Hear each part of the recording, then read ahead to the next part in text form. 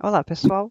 Hoje nós começamos a quinta entrevista com a audiência pública e hoje estou acompanhado da Letícia aqui. E, primeiramente, bem-vinda a essa entrevista e obrigado por participar do projeto. É um prazer. Bom, a primeira pergunta é: qual é o seu nome completo, sua idade, onde e quando se formou? Meu nome é Letícia Dexheimer, eu tenho 52 anos, me formei na URGS em 1993. Vou fazer 30 anos ano passado. O que te trouxe para a área de transportes? Tá. Quando eu estava fazendo a faculdade, eu comecei como iniciação científica no departamento de engenharia de produção, que na época era só o PPGEP, né? Era o programa de pós-graduação em engenharia de produção, e estava na segunda turma, se não me engano, na segunda turma de mestrado. Sim. Então eu comecei a fazer iniciação científica lá. E depois acabei conhecendo a área de logística, que foi uma das ênfases que eu fiz ali enquanto iniciação científica. E quando eu me formei, qual era a minha opção de trabalhar com logística? Então, era fazer um mestrado na área ou de transportes ou de engenharia de produção. E eu acabei indo fazer, então, um mestrado na área de transportes, no IME, fiz no IME. Sim. Qual é a sua função na área de infraestruturas? Onde é que tu atua? Quais atividades que tu exerce? Tá. Então, hoje em dia, eu sou professora na Universidade Federal de Pelotas e eu trabalho num curso que agora está sendo extinto, tecnólogo em transporte terrestre, mas está abrindo um em engenharia de transportes. Então, nesse curso em engenharia de transportes, eu vou ser a professora de infraestrutura, né, de transportes no geral, né, em todas as modalidades. E eu comecei a trabalhar com infraestrutura logo que eu terminei o mestrado. Eu fiquei trabalhando no IME, num convênio que o IME tinha com o DENIT, antigo DNR, na época era DNR, não era nem DENIT ainda, e para projetos de melhorias de rodovias. Então, eu trabalhei em alguns projetos. Eu trabalhei no estudo de pré-viabilidade da rodovia do Mercosul e trabalhei no estudo de viabilidade da duplicação da Florianópolis-Osório, da BR-101, e no estudo de viabilidade também da rodovia da BR-280. Também trabalhei nessa área de rodovias, especificamente nessas. Fiz alguns trabalhos na área ambiental, alguns trabalhos de um projeto básico ambiental e educação ambiental também voltado para rodovias. E a minha tese de doutorado também foi voltada para rodovias e na questão ambiental. Sim. O que você acha da carga horária da profissão? Conte um pouco sobre a sua experiência. Da profissão de engenheiro que trabalha com rodovias ou professor da universidade? Acho que pode ser as duas coisas. Como engenheiro que trabalha na rodovia, que na época que eu trabalhei, né, como em consultoria na área de rodovias, a carga horária é bem puxada, porque quando tu trabalha em consultoria, tenho que entregar o trabalho, não tem hora para trabalhar, então tem que entregar, tem que terminar, enfim, é por projeto, não é por hora, é por trabalho. Na universidade já é um pouco diferente, então a gente tem a hora de trabalho em sala de aula e a hora de trabalho fora da sala de aula. Então, fora da sala de aula, então a gente tem as pesquisas, os projetos de extensão, como o projeto do Daniel, né, o ponto de partida, enfim, a gente tem algumas outras atividades dentro do nosso período de trabalho normal. Sim. O que você acha mais e menos atrativo na sua profissão? Mais ou menos atrativo. Bom, eu particularmente gosto de dar aula, assim. Eu gosto, eu gosto mesmo, assim, de sala de aula, gosto de interação com os alunos, dessa troca de experiências. Na minha profissão, que eu gosto mesmo de dar aula. E eu gosto muito de transportes. Eu conheci transportes através da logística, que foi quando eu estava na faculdade ainda. E quando eu entrei no mestrado em engenharia de transportes. Não era mestrado em logística, não era mestrado em engenharia de produção, era mestrado em engenharia de transportes. E aí eu tive uma visão muito ampla de todas as áreas do transporte. Então, a gente tinha, assim, disciplinas de todas as modalidades, era rodovia, ferrovia, portos, enfim, transporte marítimo, transporte urbano, meio ambiente. Então, eu tive uma visão muito grande. E eu fiquei bastante impressionada. Na faculdade, a gente tem menos disciplinas de transporte do que das outras áreas da engenharia civil, né? Mas eu fiquei bastante impressionada e eu gostei muito, fiquei muito apaixonada pela área nesse momento, assim, quando eu fui fazer o meu mestrado e quando eu realmente conheci o transporte. Sim. Esse mestrado não tem aqui na URGS, né? Seria mestrado em engenharia de produção, né? Aqui é Engenharia de Produção e Transportes, que é o programa, né? O PPGEP é Engenharia de Produção e Transportes, e lá era mestrado em Engenharia de Transportes, focado para isso. Uhum. Quais os principais desafios que essa área apresenta? Muitos, né? Muitos.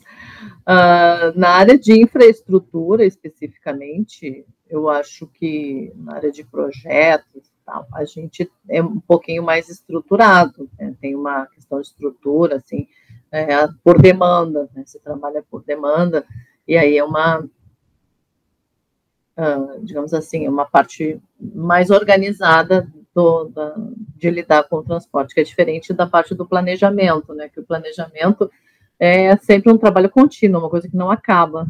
A gente tem que estar sempre pensando o transporte, sempre vivendo o transporte. Cada cidade é uma cidade, cada rodovia é uma rodovia, cada estudo né, tem que ser particularizado, né, com relação até as soluções, né, que a gente vai dar, porque os problemas não são os mesmos na área de planejamento. Então, acho mais, digamos assim, acho que é um pouco mais complexo. Na área de infraestrutura, a dificuldade que eu vejo é que os projetos de engenharia, eles costumam ser projetos muito grandes, de grande porte, não só de grande porte de trabalho, mas também de grande porte de investimento, de valor, né, financeiro. E por ele ser de grande porte de investimento, acaba demorando sendo um processo mais longo, tanto para começar, quanto para aprovar, para terminar de licitar, construir. Então, os projetos acabam tendo passando por períodos mais longos, desde o seu início até a sua conclusão, da obra pronta em si. Sim. Tu teria alguma história interessante para compartilhar? Tipo, pode ser engraçada, motivadora, ou até mesmo alguma coisa que deu errado? Me pegou de surpresa, assim, agora eu não... Essa pergunta sempre pega o pessoal de surpresa. Isso aí é uma coisa para qual, daí eu teria que pensar, né, assim, de surpresa. De repente, eu não sei, não saberia te contar nenhuma assim agora, mas o que eu vejo muito, o que eu acho, assim, não é uma história, digamos assim, engraçada, mas são fatos que acontecem. Primeiro, que na área de planejamento, e principalmente na área do próprio motorista, né, na área do indivíduo, né, enquanto pessoa que está usufruindo da rodovia, a pessoa não tem muito conhecimento sobre o porquê que aquela coisa está daquele jeito, ou seja, por que aquela velocidade acontece ali naquele local, por que tem que reduzir, por que pode em algum local ela está mais alta e em outro local ela está mais baixa, porque parece, a impressão que passa é que alguém está tentando sacanear o motorista, né, agora está 80, depois baixa para 50, depois baixa só para 80, vai para 60 de novo, não é, né, existe uma razão para aquela sinalização tá daquele jeito, então E as pessoas não dão importância a isso, né? Então, não dão importância porque existe uma velocidade de projeto, existe uma velocidade ideal para se fazer a curva, existe uma travessia urbana, existe um ponto de ônibus, existe uma escola ali na rodovia. Enfim, então existem razões para que as velocidades sejam reduzidas naquele momento. Então, que eu não tenho nenhum fato, nenhuma história engraçada para contar, mas eu vejo isso nos motoristas, né? Todo mundo não cumpre porque não entende, eu acho, né? Não sabe o porquê que aquilo está acontecendo. Acho que precisaria uma visão melhor de como funciona para poder convencê-los, né, que é importante. Sim, pois é. Quais as habilidades ou pontos importantes que um estudante interessado na área precisa saber para ser um bom engenheiro? De transportes Isso, dessa área. general. Então, assim, tá. Generalizando o que eu queria dizer. Bom, habilidades. Na área de planejamento de transportes, eu acho que uma visão sistêmica é importante, uma habilidade, uma forma de ver as coisas funcionando ao mesmo tempo, sabendo que qualquer modificação que a gente passa em algum determinado modalidade vai dar um impacto na outra. Assim. Então, quando a gente trabalha, por exemplo, na mobilidade urbana, é um sistema, não é simplesmente assim, hoje eu vou tirar espaço dos carros e vou botar uma ciclovia. Beleza? Não é beleza. Nem toda via está adequada a uma ciclovia. Então, é um sistema. Mas toda via pode ter corredor de ônibus? Não, nem toda via pode ter corredor de ônibus.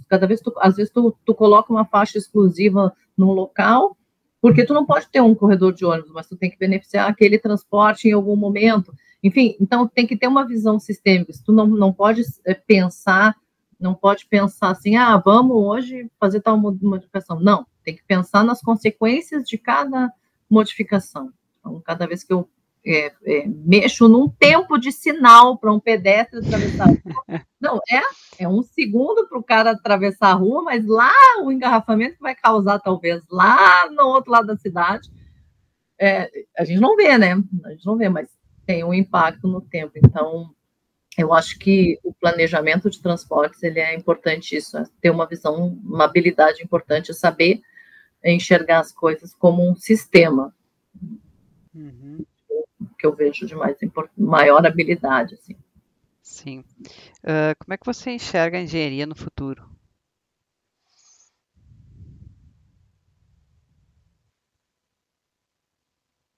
Bom, eu acho que, no caso de transportes especificamente, a gente está se tornando cada vez mais importante. Não, de uns tempos para cá, a gente foi muito rodoviarista, né? A função era rodovia, era abrir estradas, construir estradas, e agora já vemos que não é a solução para os nossos problemas. Só a estrada não resolve mais os nossos problemas. Né? Então, eu acho que o engenheiro de transportes, ou o engenheiro habilitado a trabalhar com transportes, né, que não precisa ser o engenheiro de transportes de formação, mas que esteja habilitado a trabalhar com transporte, ele vai ser muito importante na medida em que vai ter que pensar novas soluções para problemas que vêm acontecendo, problemas novos, né, que já estão aqui nos impactando. Cidades não têm mais para onde crescer, não tem mais para onde abrir via, não tem mais como resolver esse problema, botar mais carro na rua. Então, temos que criar alternativas, e essas alternativas demandam da engenharia pensar em novas soluções para esses problemas que vêm surgindo. Então, acho que a engenharia do futuro está aí. E a tecnologia cada vez nos ajuda mais, né? Porque temos a tecnologia a nosso favor, temos simuladores, então temos programas para projetos já que nos permitem pensar algumas décadas à frente, né? Então, a tecnologia nos ajudando. Acho que a engenharia no caso dos transportes, tem grande importância. Sim. Próxima pergunta. Como é que você avalia o mercado de trabalho atualmente para quem está interessado na área?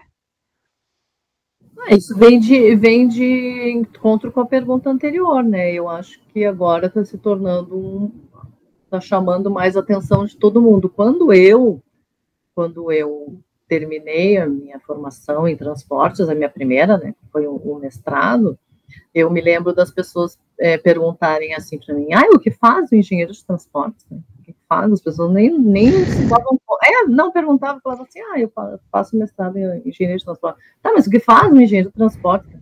Não se davam conta. Aí, hoje em dia, eu falo assim, trabalho com engenharia de transportes. Super importante, precisamos muito. Então, hoje as pessoas já têm noção do mercado de transportes na sua vida, no seu cotidiano. Então, eu acho que é outra visão, né? Mudou a visão. Então, hoje está mais intrínseco a nosso papel. Uhum. Sim. Próxima pergunta. Quais recomendações você daria para os alunos que têm interesse nessa área de infraestrutura viária? Infraestrutura.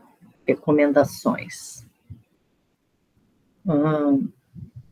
Bom, a primeira é participar efetivamente das disciplinas oferecidas no curso.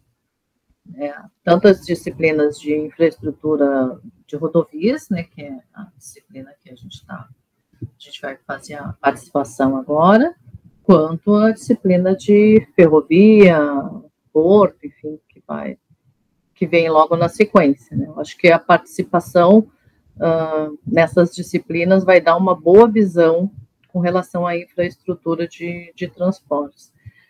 E, infelizmente, né, digamos assim, são as únicas experiências que os alunos vão passar dentro da faculdade. Então, se gostar dessas disciplinas, se gostar da questão de transportes, de infraestrutura, aí eu sugiro correr atrás de outras coisas, como os projetos de pesquisa, com projetos de extensão que os professores desenvolvem. Então, se envolver dentro do laboratório, né? O laboratório tem vários projetos de vários professores. Eu acho que seria a melhor forma de começar a adentrar nessa área. Uhum. Verdade. Como você enxerga o projeto Ponto de Partida dentro e fora da graduação? Eu estava comentando exatamente isso agora. Eu acho que ele é muito importante, né? Porque o aluno, em geral, ele sai da faculdade sem saber como ele vai usar as coisas lá fora, né? Sabe que vai fazer um projeto, tá? Beleza, né? Vou fazer um projeto, alguém vai me contratar. Mas qual é o processo desse projeto, né? E o ponto de partida, ele te dá isso. Ele te dá como funciona na realidade o fazer um projeto. Então, tu vai ter um termo de referência, vai participar de uma licitação, vai ter que fazer esse projeto vai passar por uma audiência pública, na audiência pública vai ser julgado tais e tais itens, enfim, ele te dá uma visão de como funciona lá fora, como funciona na realidade. Então, eu acho que ele faz uma diferença enorme para quem vai trabalhar na área. Ele faz uma coisa muito, muito importante participar disso. Sim, com certeza. Agora, a última pergunta. O que você espera que os alunos apresentem na audiência pública? O que eu espero que eles apresentem? Bom, eu espero que eles apresentem um projeto, né, uma ideia, na verdade, a primeira parte, né, dos seus projetos, considerando questões importantes como as questões ambientais, que hoje são muito importantes, meio ambiente para a obra, já vimos, né? Então, assim, considerando questões sociais, sociodemográficas, questões hídricas, né, os corpos hídricos, as questões de preservação de áreas protegidas pela legislação, enfim, de comunidades protegidas pela legislação, enfim, eu entendo que o cuidado nessas áreas vai diferenciar o trabalho, vai dar uma diferença no trabalho. Sim. E com isso, nós encerramos a entrevista. Eu gostaria de agradecer a tua participação aqui e também tua participação na audiência pública na quarta-feira, dia 17. E então, até mais, até um outro encontro. Eu que agradeço poder participar desse projeto que eu acho fantástico, assim, acho muito, muito interessante mesmo. Eu que agradeço poder participar disso. Uhum. E parabéns para vocês que estão trabalhando nele. A gente agradece também. Tchau. Tchau, até quarta.